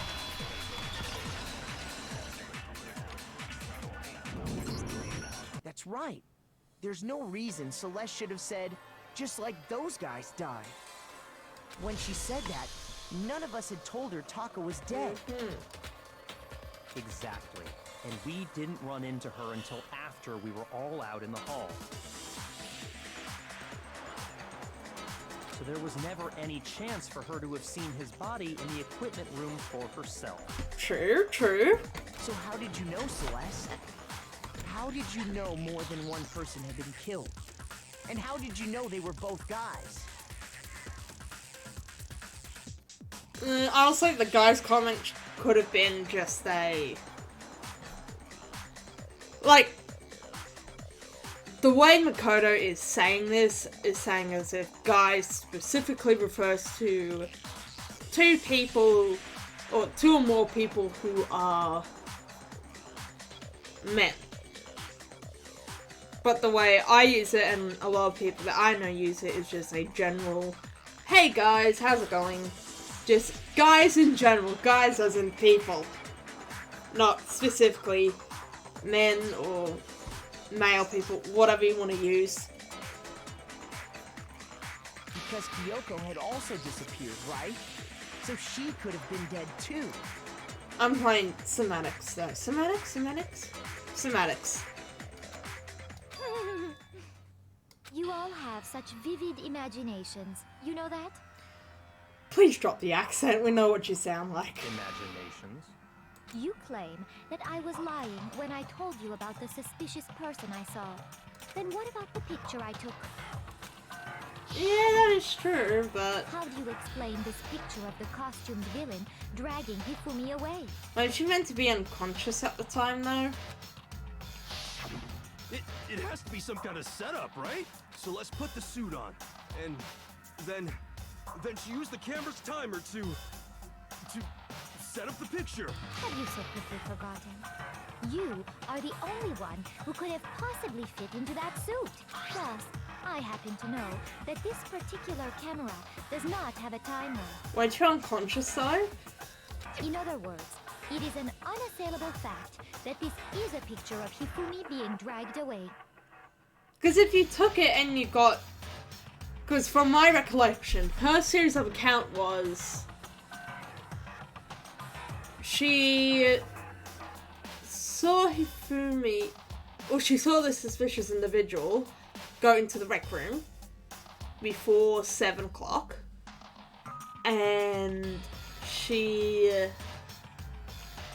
got caught sneaking a peek, taking a look, following them, whatever you want to call it.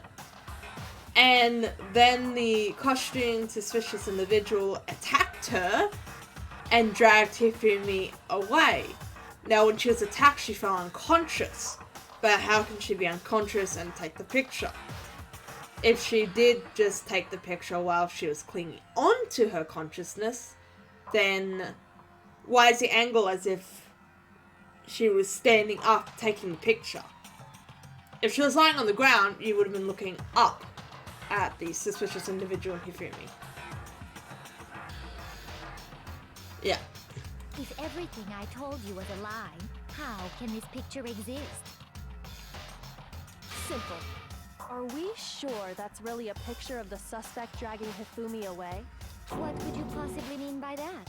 Surely there are other explanations than the one you've offered up. Especially if Hifumi was a accomplice. No, there is no other explanation. Other explanations? If it wasn't a picture of the suspect dragging Hifumi away, the only other possibility is Hifumi's dragging the suspect away. I got it! It's not a picture of the suspect dragging Hifumi away. I would say it's a picture of Hifumi dragging the suspect away. That's certainly within the realm of possibility. The one being dragged off in that picture isn't Hifumi, but the person in the robot suit. We've simply been led to believe that it's the other way around. And the strange costume might only exist to lead us astray even farther. If you saw someone wearing something like that in this situation, of course you'd notice and be suspicious. That's what happened! You put me to sleep and made me out to be the bad guy in all this! Yep. Such a thing is utterly impossible. Why? Hifumi was dragging him away? Ridiculous. We've already established that Hifumi was an accomplice. Is it? I don't think it's ridiculous at all. Then shut your mouth and allow me to educate you. Celeste thinks she can prove that there's no way Hifumi was dragging the suspect away. But is that really possible? Make your argument. Okay. Robo Justice costume. Yasuhiro's message. You dressed me up in that suit after I'm I taking passed Robo out. Justice costume. Then you just draped me across Hifumi and had him carry my weight. You tried to make me look like the bad guy. Like I said, ridiculous. Is this another copy As you situation? can see in the picture, the suspect is standing perfectly upright. If the person inside the suit was No. I really should just wait. You dressed me up in that, then you just draped it. You tried to make me look like I said, as you can see in the picture, if the person in there's no way They could stand up straight. There we go. No, that's wrong.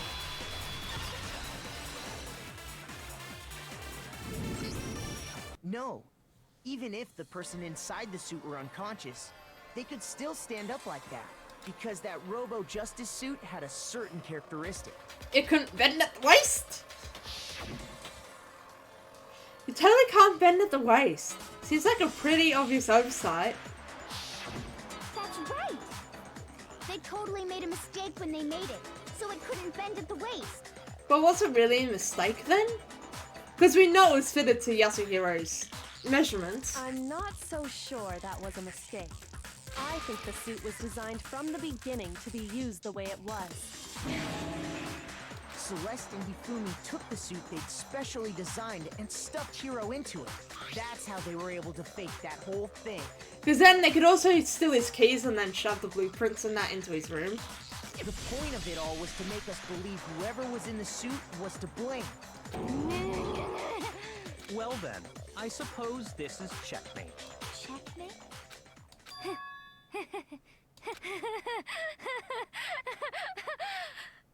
That makes me worried. Don't make me laugh, you idiot! What do you mean, checkmate? Celeste? Clearly!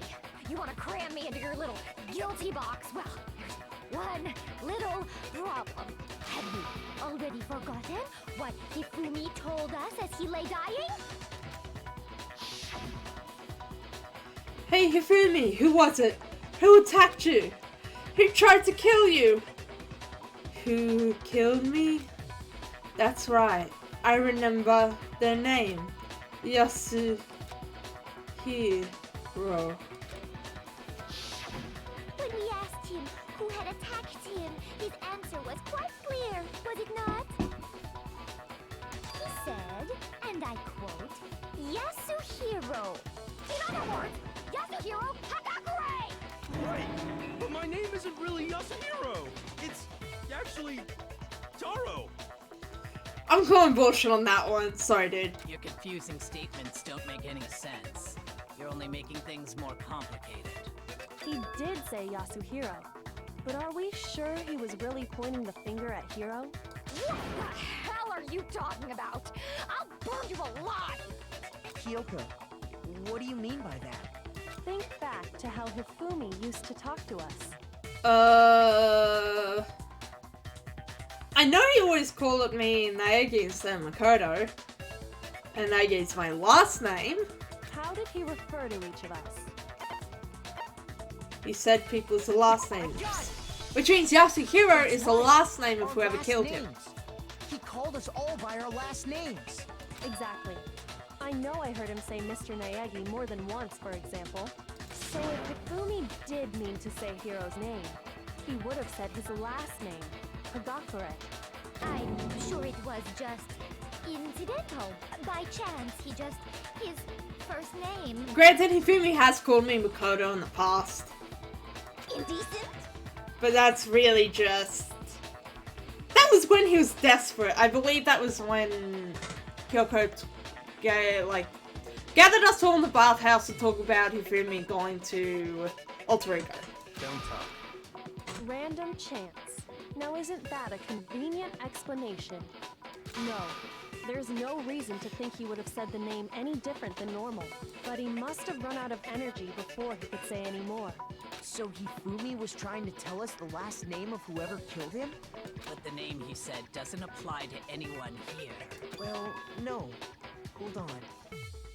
There's one person it could apply to. Celeste, because she's not using her real name? And that's Celeste. She never actually told us what her real name is. What did you just say?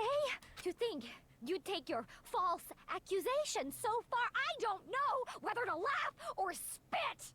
Come on! Enough with your idiotic blather! Yasuhiro is a loser's name! Do I look like a loser to you? Right now you do. Well, do I? What? I think I've earned the right to be a little on edge. Okay, then fill us in. What's your real name? Make sure your ear holes are well Please. open. Can't we just check her e-handbook? My real name is Celestia Ludenberg. Could you please stop making me repeat myself over and over again? Then show us your e-handbook. Celeste still won't give up, so then I have to do something to make her accept it. Right, is this a... Okay, it's a make your argument, not a full-time battle. E-handbook, let's do that. Hifumi was trying to tell There we us go. something. He wanted us to know the killer's last name, Yasuhiro. Uh-huh. If there's one person here who might have that last name. It would have to be you, Celeste. You haven't told anyone what your real name is. How many times do I have to tell you? My name is... Okay. Celestia Ludenberg, god damn it! I thought I would have been able to, shoot that with a truth bullet. I'm not pretending. It's the truth. And since you have no way to... Oh, we do have a way to contradict you. No, it's wrong.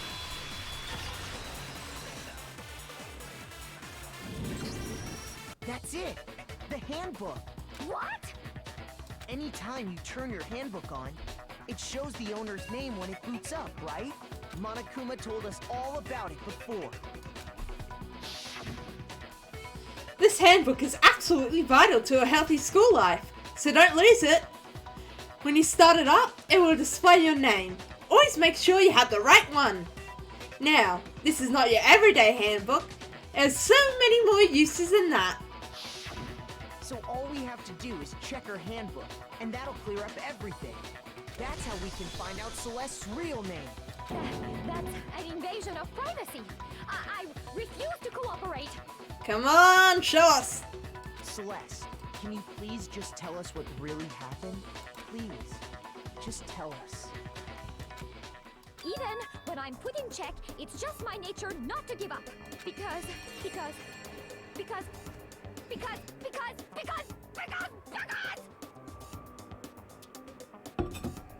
Until the game's over, you never know what might happen. Fine then. Let me settle it. Okay, Go over the case again let's do this! from the beginning and shed light on all your crimes. And that'll bring everything to an end.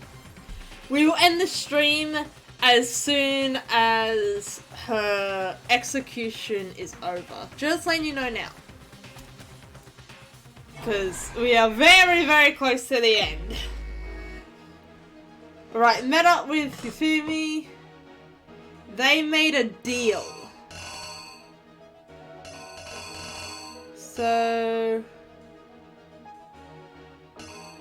this one? Ugh. Hifumi's so ugly. At least right there. I mean, look at that! Okay, next one. Act 2. They called Yasuhiro?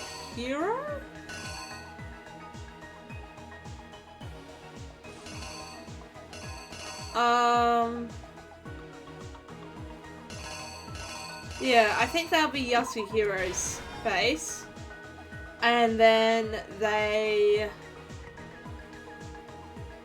hit him over the head?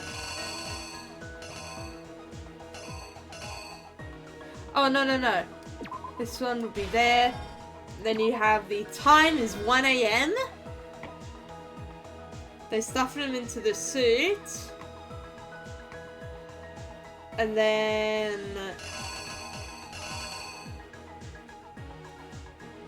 Celeste got the camera ready?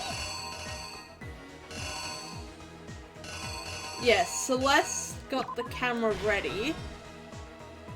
Hifumi grabbed Hiro, put him over him, Celeste took the picture. Act 3. The time is 6 AM. Hifumi and Taka. Hifumi kills Taka with Justice Hammer 4. Do Kit Four's dead.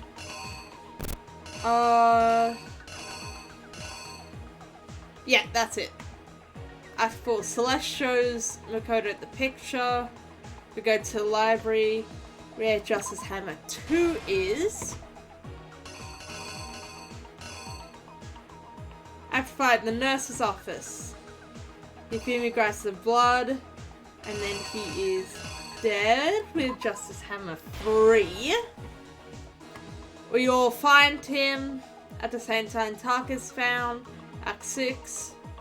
Grabs the dolly and he moves Taka's body.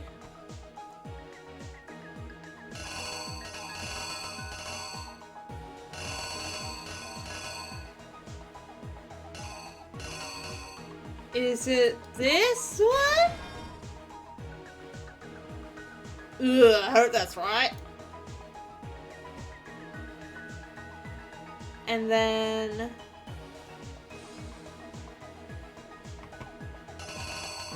hit him over the head with that hammer. Mallet. I am still worried about this one, and... this one. Mainly that Hifumi Dragon, because I don't see any... I don't see where that could fit in, nor the bag. That was from the first case. That was from Chihiro's. Here's exactly what happened. Okay. Before anything, the killer persuaded someone to help carry out the murder. And that person was... Hifumi. With an accomplice, the killer was able to execute a number of otherwise impossible schemes. Yes, I got the clock right. First, they convinced someone to meet them in the rec room last night at 1 in the morning. That someone they met with was Hiro. The murderous duo intended to pass Hiro off as the prime suspect. So when they met up with him,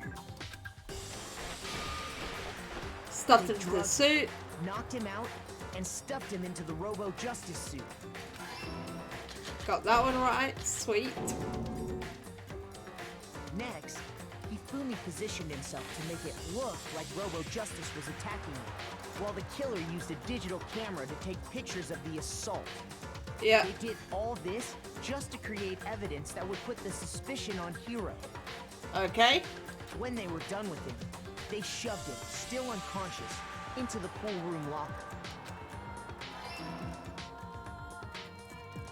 And then finally, at 6 a.m., they moved into the murder phase of their plan. They called Taka to the equipment room. I'm glad everything's lining up so far. But this is where it gets challenging. And that's where Hifumi killed him, making it the scene of the first murder. The murder weapon was Justice Hammer 4, which was left there in the equipment room. The reason Hammer number 4 was used was to create confusion about the order of the crimes. So, next they falsified 2 more assault incidents. For these attacks, the killers pretended to be the victims. To solidify the first fake incident was the attack in the rec room. There, the killers wanted us to see Justice Hammer 1 and the Robo Justice pictures they'd taken. They wanted to make sure we bought the surprise attack story. The second fake incident was the attack in the library. This time, they planted Justice Hammer 2 and an injured Hifumi to sell us that story. With these 2 incidents, the killers were able to create a certain preconception in our minds that the suspect was increasing the size of the hammers and attacking people in order as they did. We fell right into their trap and started looking for the suspect based on that. But okay, that's right, cool.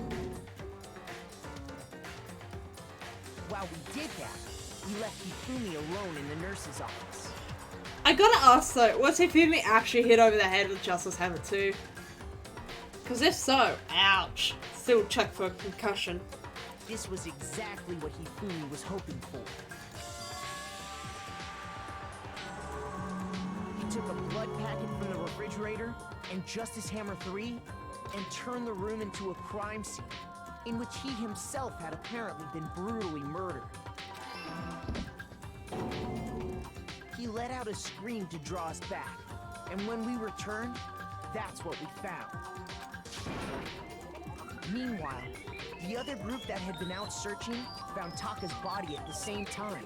Okay. So when we heard the body discovery announcement, we naturally assumed it was for Hifumi. Please let this one be right. We left the nurse's office, and Hifumi once again took advantage of the situation. He simply got up and made his escape. When we learned his body had disappeared, we all rushed back to the nurse's office. And once again, Hifumi had the chance he was waiting for. This time, he snuck into the equipment room. Please let this be correct. Yes! He wrapped Taka's body in a tarp and used the dolly to move it all the way down to the repository. That explains how each of the bodies disappeared.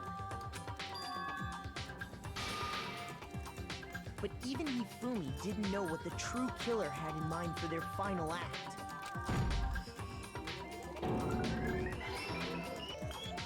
Their plan Yes, I got them all right. was to kill Hifumi and get rid of the one person who could betray them.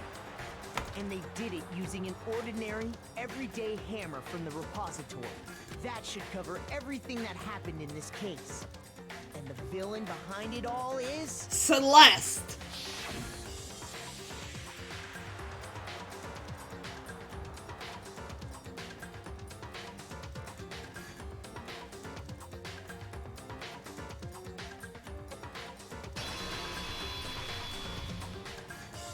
Celeste! Sorry, you lose. Final gamble. Lost? I lost? When was the last time I was forced to utter such words? Ah, so you They confess. hang heavy around my neck. Then you admit it? You're the killer? Listen to you, trying to take charge, as if you're my private instructor. I, Celestia Ludenberg. Actually, no, Taiko Yasuhiro is fine. Taiko-chan. So, you finally accepted it. I'm the kind of person, once I've lost, I don't like things to drag on. Interesting. Finally, we come to the end of the trial. Ay.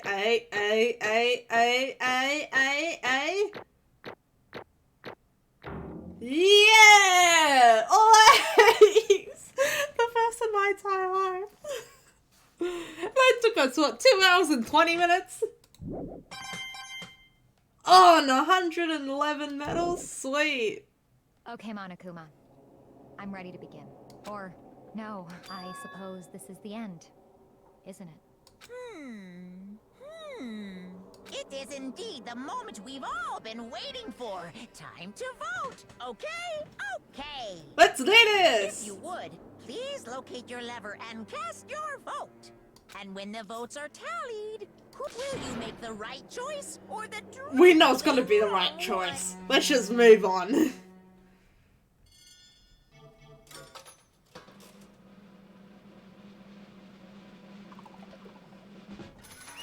Yay! We got Celeste!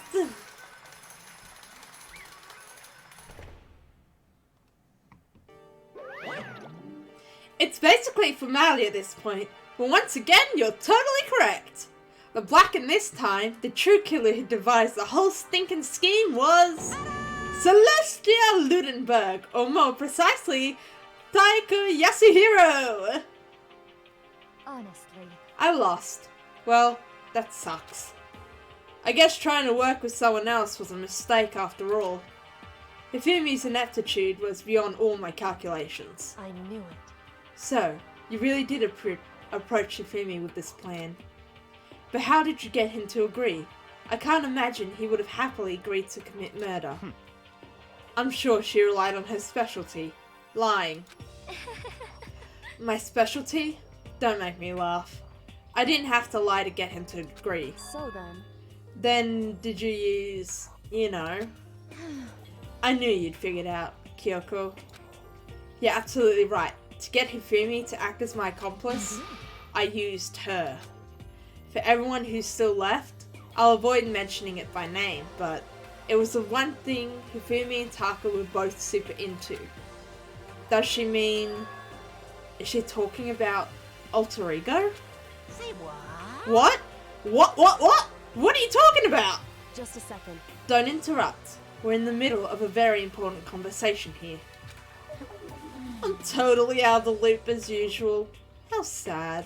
In other words... Then you're the one that stole it? Indeed. That's right. I see. And you used it to drag Hifumi into the plan you'd come up with? Right again. Last night, after we had our meeting about how it disappeared, I paid Hifumi a little visit. What are you doing here? Actually, I was hoping I could talk to you. Alone. It is about what was stolen. I know who did it. What? What? are you okay with this? It was Taka. He stole it. What? So then... And I have proof. Would you like to see it? As it turned out, I'd found a use for the digital camera. I'd taken you-know-what to Taka's room earlier and took pictures of it there. I deleted the picture as soon as I'd shown it to Hifumi, of course. Damnation! Ugh. So it was him! But how did he do it? She was supposed to yell if either of us got close to her. You were correct, which is why Taka forced me to steal it. Say what? As for me... Please forgive me. He threatened me. Oh, He did? As for me... He came to my room last night unannounced, and then... It's hard for me to even say. He abused me. what?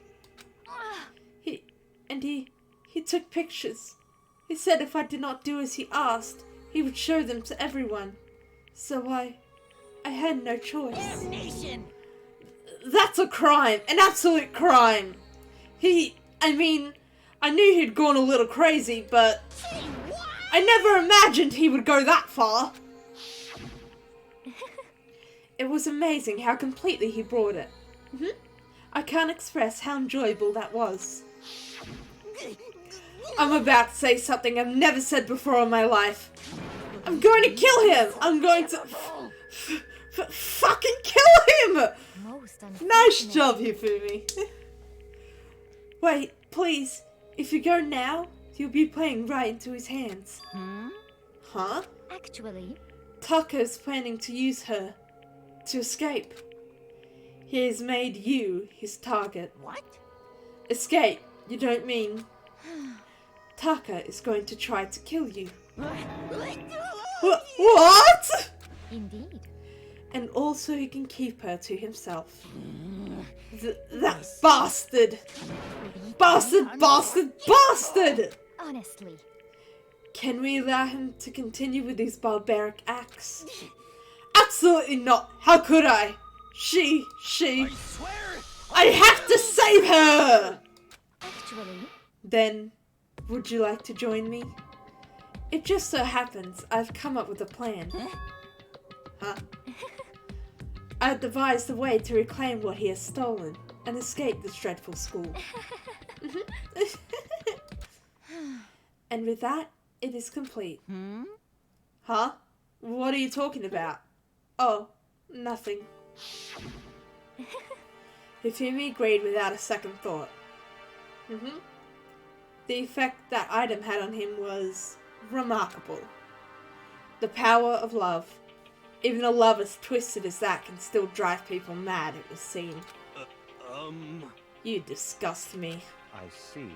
I have another question for you. Was that strange costume Hifumi's creation? indeed. Yeah, it was a real pain in the butt too. All I asked him to do was to make something to hide the face and general body size. I had no idea he'd make something like that. But it's my fault for picking him in the first place. But...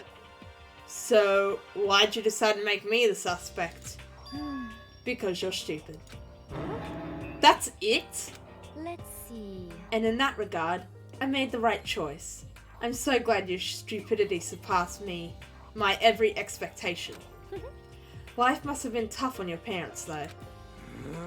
I feel like I could cry.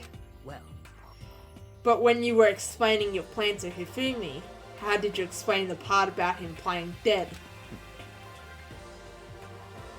What she's asking is, what was Hifumi supposed to do after that, assuming you had actually let him live? Are you okay with this? That's simple. After he did his part and pretended to be dead, when someone showed up, I told him to say he'd been seriously wounded, was on the verge of death, but he just barely held on. And he really believed that? Well, of course. That wasn't all there was to it. As I explained it to Hifumi, the plan was... While you were questioning about what had happened to him, I was going to murder someone else. At that point, Hifumi would have had an alibi, so nobody could doubt him. I told him that, and he believed it. It all seems very straightforward, stereotypical. I just matched the lie to the level of the opponent. In fact, Hifumi ate it up. He believed the lie wholeheartedly, right up until the moment of his death. so in the end... So, you had planned to kill him all along. But of course, there would have been no point to my plan if the one who pretended to be dead did not end up dead himself. What the heck? How can human life mean so little to you? Well, That's a non-issue. I simply did everything in my power to win. Don't be mean! Now you sound like Byakuya. I wonder about that. No, he derives his pleasure from the thrill of the hunt. In that aspect, we are nothing alike. Why? Then, what made you take things this far? What the heck? Was it really just for money? Are you talking about the $10 million Monokuma offered to us? That is a lot of money, it's true. But that's not all there is to it. From the moment our new life here began, my only thought has been escape. But But all along you've been saying how we have to accept living here. You little Obviously that was a lie. Hey! I couldn't take it. I hated it from day one. More than anyone else in here. I wanted to get out. Every day was fresh torture. Do you want to know why? Huh? This is fine. Because I had a dream. And accepting a life here would have meant nothing less than giving up on that dream forever. Honestly. And there was no way that I could ever do that. In the underground world of gambling, I risked myself to make a metaphorical killing. As for me, And it was all for that dream. And what was this dream of yours? isn't it wonderful? To live in a European castle. A castle? And to gather handsome men from all over the world to serve as my butlers / bodyguards. I was going to make them dress up like vampires and satisfy my every need. Once I attained that, I would have created a perfectly aesthetic world of decadence. This is fine. Living the rest of my life there was my only dream, my only goal. That's what life was all about. She does look pretty though. Combined with my own winnings, Monokuma's $10 million would have made that dream a reality. I got right to the edge, but There is nothing to be done. unfortunately, my dream has been scattered to the wind. Still, I don't have any regrets. I pursued my dream to the very end. So why would I? Just the worst. You sound so passionate. But were you really able to kill your own friends for it? Oh, Are you asking me to feel guilty? That's a pointless endeavor. I think nothing of sacrificing others for my own ends. I feel nothing. do you understand? That's all there is to me. That's what makes me complete. Isn't it terrifying how different our values are? There's simply no room for understanding. What is this? That's what we should be saying. And plus, how can you be so calm? Don't you realize you're about to die? Why aren't you scared? My ability to lie is unrivaled, and I take pride in that. It's not just other people. I can even fool my own emotions. The conscious deceives the unconscious. And that's why you're not scared? Yes, indeed. That's right. I don't fear death. Kill me however you like. But you know, if I could be reincarnated, if I had a choice, then Isn't it wonderful? I think I would like to come back as Marie Antoinette. hey, You just get executed again. Celeste smiled then, and when she did it, it looked to me like a poor effort to force it. She claimed she could feel her own feelings, but that statement itself must have been her final lie. And that weak, fake smile is what betrayed her. You all done? Okay! Then let's get rolling! The blackened disturb the peace and must pay the price! Now then, I prepared a very Yeah! punishment. For her! The ultimate gambler! Let's give it everything we've got. It's punishment time! I guess I'll let Kyoko hold on to this. Let's do this! What? This is... Will it really give you the hope you're looking for? I can't say I ever saw it that way. Which is why... Actually, it's not important. Well then... Take care, everyone. Bye, Celeste. Perhaps we'll meet again. In another life. Yes! If I remember, her execution was actually really aesthetic. Like, it matches her aesthetic. Actually, all the executions match the Blackened's aesthetic. But this one especially. I mean, look at that. It's a whole ass cathedral plus a stage. Burning of the Versailles Witch.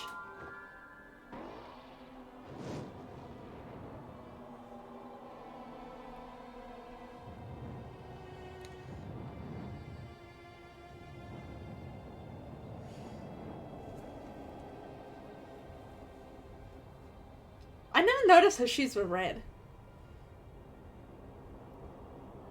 How come I never noticed that? Oh well.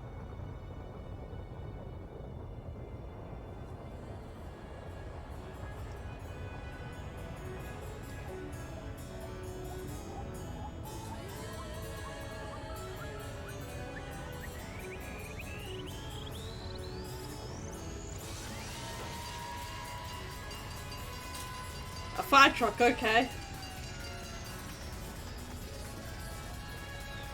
Oh.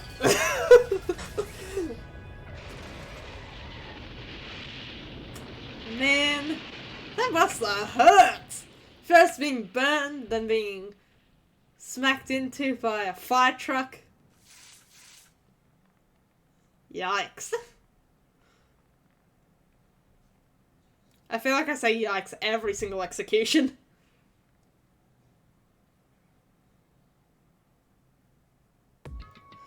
It's over. The third execution is over. Celeste's death is over. Celeste killed my friends, so I can't pity her, but I also can't deny that at one point, I considered her a friend too. And for him to just come along and... Alright, I think I'm gonna stop it there.